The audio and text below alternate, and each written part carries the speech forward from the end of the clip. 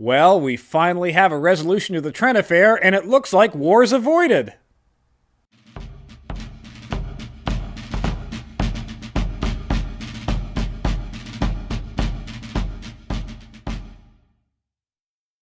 Hello and welcome to Civil War in Hindsight. I'm Lieutenant Tommy. With me, as always, is Prospector Johnny. And I'm going to start off. Johnny, it's Christmas. Merry Christmas, Lieutenant Tommy. Yeah, that's Yeah. great. I assume we are taking the week off, let the boys go, and at least have celebrations in their camps. Maybe make little, I don't know, stick straw men or something for each other. I don't know, give presents. Sometime we gotta have some type of Christmas spirit in the troops, right? Yeah, pass around some coffee and tobacco between the lines, perhaps. There isn't. Well, I take that back. There is a couple of pot shots given. Not a battle though. There's no battles, so at least we got that going for us. That's good. Yeah. The war's still going. Why not? You know, it's Christmas time. We'll wrap the year up because we're kind of approaching the end of it. Yeah. So let's talk about that for a second. So war happened. Yeah. We went from the Confederates losing an election to not being happy about that, to seceding, or I should say the Democrats losing an election, not being happy with that, seceding, forming their own country, then firing on a fort that was not in their land. Nope. That was controlled by the federal government. We, in turn, did not declare war because that would acknowledge the fact that the Confederacy is their own independent nation government. But instead, what we do is just raise an army to go fight them. The Union loses kind of embarrassingly at the Battle of Bull Run. Oh, that was super embarrassing. Yeah, not kind of embarrassingly. That war was supposed to be over that day, and it wasn't. Which it could have been had, we actually fought it. Troops? Well, trained our troops, knowing how to march, then actually fought it the day we got down there instead of waiting for like half a week, which enabled the Confederate Army to pull reinforcements from the Western Virginia. Oh, speaking of Western Virginia, hey! New state. Well, not yet officially, but yes. Working on it. Yeah, the western part of Virginia has seceded from the Confederacy because they didn't like that whole secession thing. So Double they double secession, joined the Union, or declared loyal to the Union and said that they were going to form our own state. Hey, since you're pretending the Confederacy never existed, we never did that. We're still with you. We get it. Yeah. So this whole region is what's known as the Kanawha Valley, and instead of calling the proposed state Kanawha, they went with name. West Virginia. Yeah, less dope name. Less dope name. Missouri and Kentucky did not secede. That they are still slave-holding states, but the governments, or by governments I mean the representatives of Missouri and Kentucky, who did not like that they didn't secede, went ahead and seceded on their own. Went down to Virginia and formed a government in absentia. They seceded to the traitor President Davis and said, "Hey, we want to be with you now. We are no longer representing anybody in our state because we left it and they don't agree with us." And so the Confederacy has acknowledged Missouri and Kentucky. They're like, we see you. We'll get there. We'll get to you later. You're a state now, even though you don't agree with it. That's like us saying, "Hey, Canada, you're our state now." Yep. Yeah, Montreal, that's ours. That's its own state, and we're good with it. We got one dude from Montreal said it's ours, so it's ours. That works. Little surprised that's not how it works, Tommy. Kind of, yeah. We had another embarrassing loss over in Springfield, Missouri. That didn't go great for us. We had some random general out in Missouri declare that all slaves are free, which got overridden good for him, I guess, but it got overridden by Lincoln. The blockade is doing its job. I mean, we are capturing boats left and right from the Confederate blockade runners, getting tons of supplies that were destined for the Confederacy. That's good. But speaking of Lincoln, he has become quite the little dictator of his half of a country that he's in charge of. He's pretty much said that we can arrest you for any reason if you say that the Confederacy is not a bad thing. So that's right. What's the First Amendment protect? Yeah, freedom of speech. Oh, that's what it is. And now we don't have that. Don't have that. And then, that pretty much wraps it up to where we are today. We did have the biggest, largest naval invasion ever assembled in the U.S. Army, where we invaded into South Carolina. We do have a strong foothold there in South Carolina. 75 boats that went down there. Yeah, which turns out, the South also, speaking of just the oceans, They got pirates. Which, Confederate cross-dressing pirates at that. Yeah, we've had Confederates dress up as women and steal steamer boats that were merchant vessels that belonged to the Union. Yeah, that's that. Yeah. That's happening. Bunch of Confederate pirates running guns and ammunition, but a lot of them are getting caught. So because they're bad pirates. Because they're bad pirates, not good at their job. And then that's. I mean, what a year. War's still this has all been 1 year. War's still a brewing. A year, folks. Good God. I almost forgot. We had a U.S. senator, a federal U.S. senator who went to war and embarrassingly died in our third embarrassing battle where he got shot and killed. Yeah, that one happened too. Oops. So what should be an easy war for the North, it was supposed to be a couple months. I was supposed to see the end of it in person at Bull Run. It didn't happen.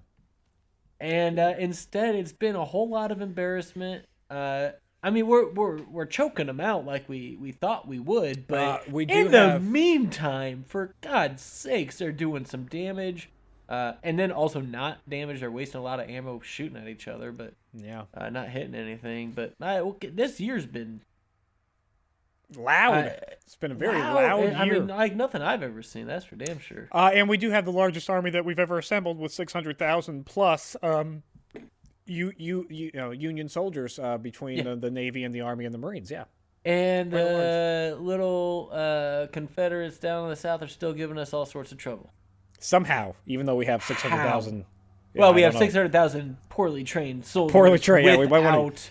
Hey, but it's winter. Uniforms. Yeah, it's winter. It's getting cold. I think we're setting up winter camps. Maybe train. I think it's time to get our shit together here. I think this winter gives us what we need. It gives us a little bit of break in the kind of, because I mean we've been figuring it out, trying to go along with it. I think this gives us the time to sit down, figure it out, train the troops, and then come, I don't know, February, March, maybe into April. Do one good battle.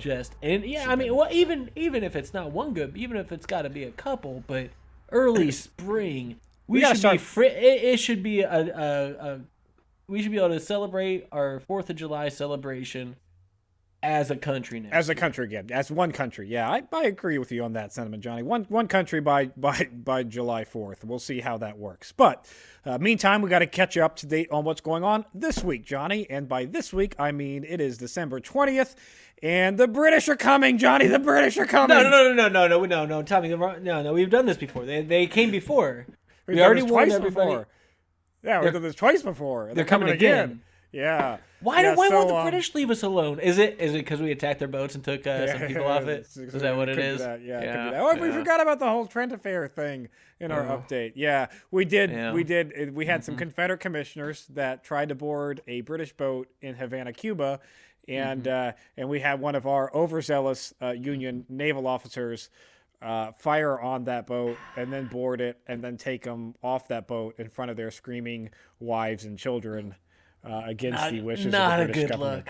Not a good look. I mean, you're trying to keep Britain out of it in any sense other than please give us weapons. Yeah, please give us weapons, attacking them. I mean, come on. That's... Well, and by keep them out of it, 2 British boats full of soldiers are going to set sail for Canada while bands are going to play Dixie, that stupid, awful song that's going to get in everybody's head now, and the British Grenadiers song. So we're mixing both. Which if you're a Confederate, do you really? That's the ally you want to go with? Like Britain? We're like, yeah, we fought our independence against Britain, and now the song that's coming into the rescue is the British Grenadiers. Yeah. Yeah. No, thank you. I mean, come. I mean, this is the younger sibling going to mom and dad and saying, "Sort it out," right? Like, yeah, this is crazy. Why are you putting that earworm in? I don't know, because everybody can now have it at home. Now, their purpose is to have troops close to the north, just in case war does kick off over this whole Trent Affair thing, as a resolution has not been met as of yet. Although, spoiler, we have resolution by the end of the week. Oh, thank God.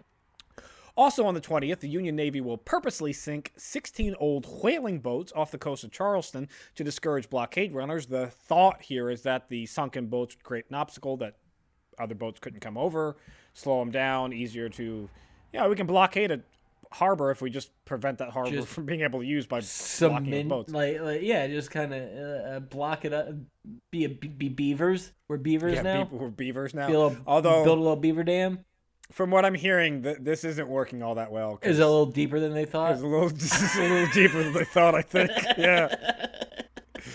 On the 21st, Lord Lyons, the London, the emissary, whatever you want to call him, in England, the English emissary in Washington, D.C., he is going to meet with the Secretary of State Seward about surrendering the Confederate commissioners back to London, and then, of course, also demanding the apology, which is what the Crown wants as well. Yeah, there were some words in there that got me excited. Surrendering, Confederate. But that's not what it is. No. The meeting's success can be summed up by a letter that Lyons is going to write back to the Crown stating, and I quote, "I am so convinced that that this is useless. Unless we give our friends here a good lesson this time, we shall have the same trouble with them again very soon. War will have to be a very good effect on them." So basically, we have Lyons saying this meeting was pointless. We might want to kick him in the ass a couple times. Keep going on our boats and keep doing this. They need their punishment, is essentially what he's getting at. Which I disagree. I feel like sometimes a stern talking to is okay. Stern talking to is okay. Stern talking to, and then we'll stop doing it. We'll stop going on your British boats, right? Maybe. Is that what we're? Maybe. Out in Missouri, Out in Missouri on the 22nd, General H.W. Halleck, the new head in command over that whole region, he's going to be cracking down on Confederate sabotage by stating that anyone caught destroying railroads, telegraphs, or bridges will immediately be shot, no questions asked, even if they are trying to surrender because they are traitors. So, I mean, I guess why would you destroy any of that? Peacefully, you're not. But, unless you were a traitor. Shot on sight, though, always just seems so Lincolnish. Well, it is Lincolnish. It very much is Lincolnish on that front. On the 23rd, Lord Lyons is again going to meet with Seward, and this time give his formal official note from the Crown demanding the return of the commissioners. He's like, hey, this was just me saying it, but look. Now, for we got he did that thing, didn't he? Oh, he did it too. He walked into the room. Check it. Here's a seal. From the Queen that you defeated 100 years ago, but don't worry about that. Yeah, well, 90, things happen. 90, things happen. Anyways, Lincoln's cabinet is going to meet regarding this issue with Senator Charles Sumner of Massachusetts personally after the meeting, going up to Lincoln and saying, hey, let's go. You should probably just return those commissioners because it's kind of gotten out of hand. It is a little embarrassing. We might not be worth the. If the Brits did that to us, would we not have also gotten a little perturbed?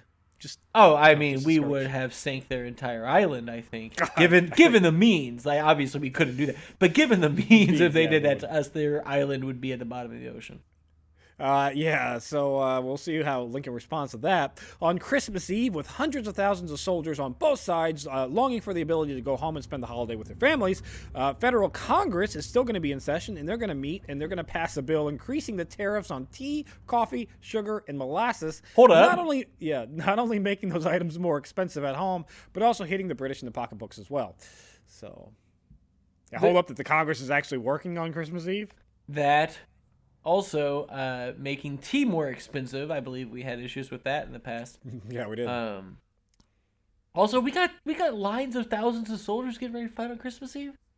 Well, they're not ready to fight. They're just ready to go home. They were like, "Hey, we're in winter camps. Oh, okay. It's cold." All right. I thought you were saying we had we had a front coming. No. Okay. No. All right, I misunderstood. That was on misunderstood. Me. Yeah. No, you're fine. You're fine. They're just a bunch of people want to be like, "Can we celebrate Christmas, please?" Yeah, I like it. I'm still a child. Yeah, there is that. On Christmas Day, the war would not be paused, however, as Lincoln will meet with his cabinet to discuss the Trent Affair, and a small skirmish is going to occur near Cherry, West Virginia, and a Union expedition into Danville, Missouri is going to start and take on Christmas Day itself. So instead of getting a day off, you don't have a day off, you're working on Christmas. I have to point out, no major casualties. This is just Christmas pot shots. No major, but Christmas, any? Were there any? There's a couple. All right, Tommy. Your kid's the one that was that little not major casualty on Christmas Day, and you get the word of that 3 to 5 months later. How do you feel when you're trying to celebrate Christmas in July? Yeah, I guess not great. Bad news. Take a day off, folks. This is Jesus Christ's birthday. All right. On good news, though, one of those Confederate pirates that we talked about, a blockade runner, is going to be seized by the Union Navy, and its goods, arms, munitions taken for the Union cause. So, Merry Christmas, all of us! Yay! Everybody gets a Colt Walker. You get a Colt Walker. You get a Colt Walker. Not you, South. We took them from you. They're gone now, forever. And this little supplies you did have, even littler. Even littler, yep, even more littler than you had.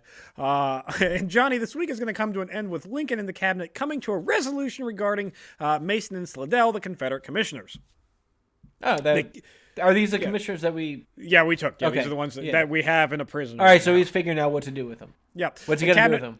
Yeah, the cabinet finally agrees that, definitely violated international law on that one.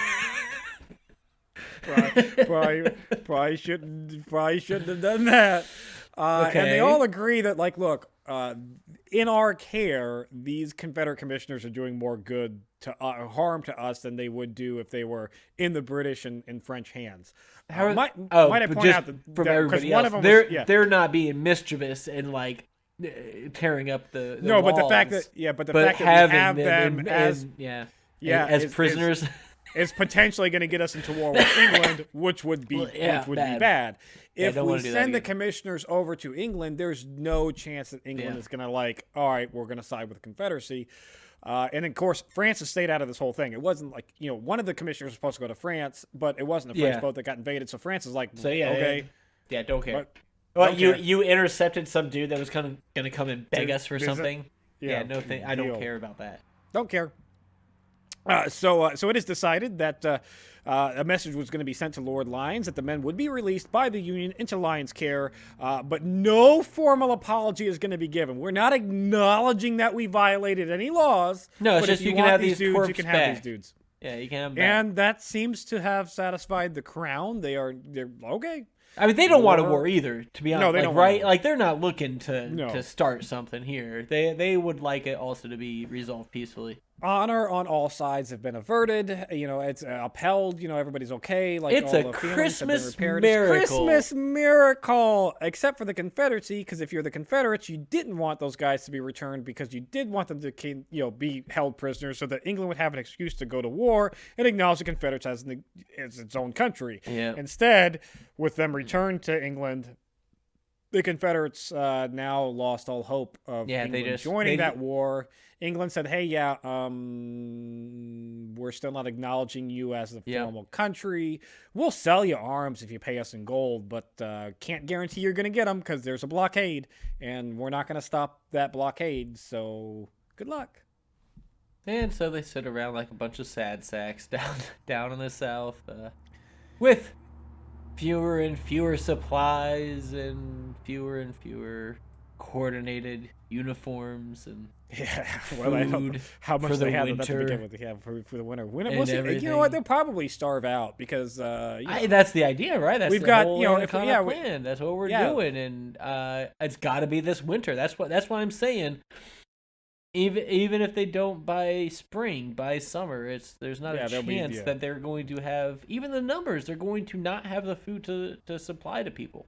Yep. And they're going to have to come crawling back, tail between their legs, and say, sorry.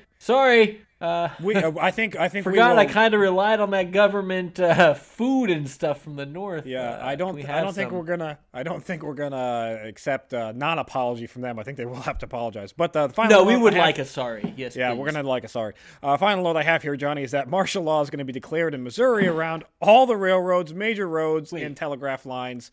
Not the entire state, but on the roads, on the railroads, on the telegraph lines, you can be arrested for if you look suspicious, we're going to arrest you without charges. Not just anywhere in the state, so they couldn't go and bother somebody in a valley somewhere, but anywhere where you might be traveling, walking, commercing, doing things, Yeah, free if to you look suspicious. arrest you for whatever reason we want because Lincoln's a dictator now, and we are no longer a democracy, folks. It's over.